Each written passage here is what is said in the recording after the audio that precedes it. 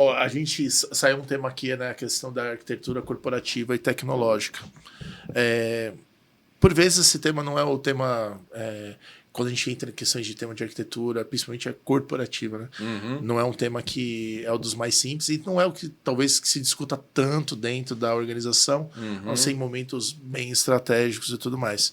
Mas quando a gente entra numa perspectiva aí de resultado, de canais, produtos e serviços, a arquitetura de negócio já herdada, com a questão de, eventualmente, um mapeamento de legado ou mais antigo em relação dos sistemas, geralmente a gente acaba falando de sistemas produtos, ou aqueles sistemas que suportavam as áreas. Às vezes eles não se mostram tão eficientes nessa arquitetura para atender as necessidades dos canais, do público-alvo em relação aos pontos de contato aí de venda, o relacionamento com parceiros, colaborador, cliente e tudo mais. Como você vê que as empresas estão...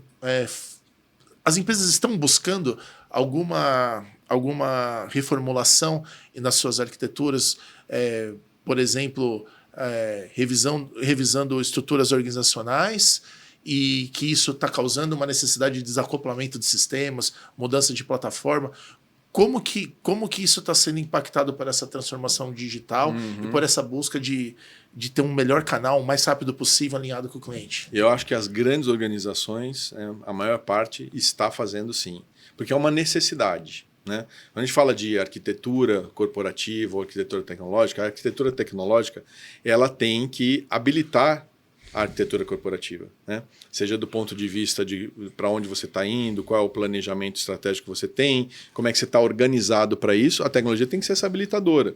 Então, a arquitetura tecnológica ela tem que refletir as bases que vão dar o alicerce para suportar a arquitetura corporativa.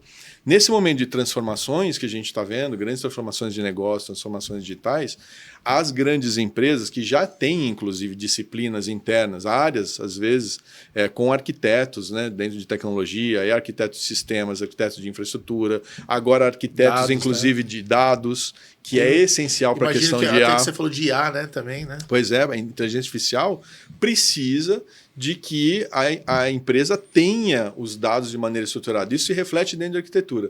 Então, as grandes empresas certamente já estão nesse caminho. As que estão fazendo transformação e aceleração sabem que para não perder nem a sua aceleração e nem perder, vamos dizer, o domínio do que tem, ela precisa ter uma boa arquitetura e estão se transformando. Mas se você vê essa transformação ocorrendo vamos dizer assim, na camada principal da arquitetura, ou você vê que para atender as dinâmicas do mundo digital e talvez de consumo mais imediato, está se criando uma arquitetura, uma outra camada, vamos dizer assim. Mas isso sempre existiu, né? Dentro da arquitetura. Que assim, ó, a arquitetura corta aqui e você cria... O pessoal falava System of Records, né? Você tem onde o pau tora ali, operacional, e você cria uma... E você tem aquilo que é a base, que é a sua estrutura, e você tem, né, às vezes dentro da própria arquitetura, por exemplo, na última empresa a gente criou, que eu atuava como diretor, a gente criou uma arquitetura tecnológica que previa, inclusive, a criação de novas unidades de negócio. Okay. O que a gente tem que manter, vamos dizer, de uma maneira muito bem estabelecida, tem que ser padronizada, tem que ser parte do core, e o que a gente vai dar de autonomia.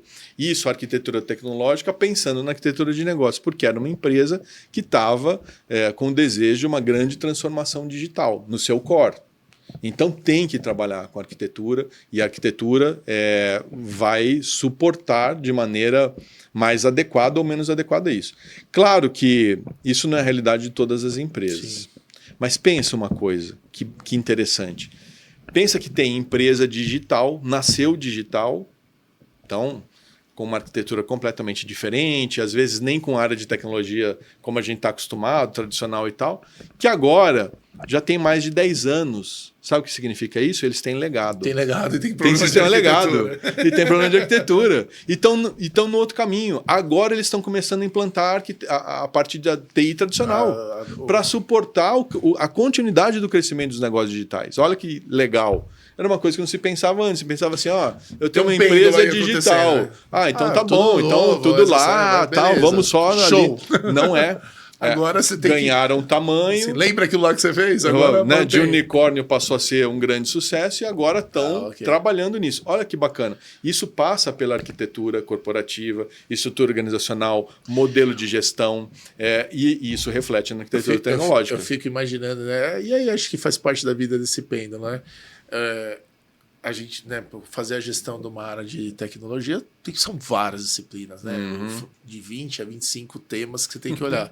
Alguns, para essa natureza de empresa, não nem era a vida, né? Daqui a pouco a gente vai começar a acontecer alguma coisa que tinha em alguns filmes, assim, em ambientes correlatos, né? Vão começar a contratar os CIOs antigões, fala, pô, me ajuda aqui porque eu tenho legado, manutenção, fazer o controle de versionamento mais apurado. Mas isso já está acontecendo, viu? Eu acho que vai ter uma oportunidade. E agora, quando a gente fala de arquitetura, né, também temos que dizer o seguinte, não necessariamente você tem que ter uma área de arquitetura. Perfeito. Empresas fazem arquitetura, tem competência. Agora, dependendo do tamanho da organização, você tem até uma área destinada a isso, porque, né, requer. Então, tem um tamanho na qual... então, mas eu acho um ponto bem essencial mais um ponto de fator de sucesso para as organizações. Qual que é o... Aí acho que é mais um pouquinho de provocação. Tem arquiteto suficiente no mercado brasileiro para ajudar as empresas? Não tem muita coisa de tecnologia suficiente no mercado, nem no Brasil, nem no mundo. A gente está com um gap muito grande. Né? O gap é muito grande, por isso que quem não arquiteto fala, se você vê alguém... Não conta para ninguém e pega. Mas olha que legal, a área de tecnologia, eu estava até conversando um pouquinho com a Jamília antes aqui.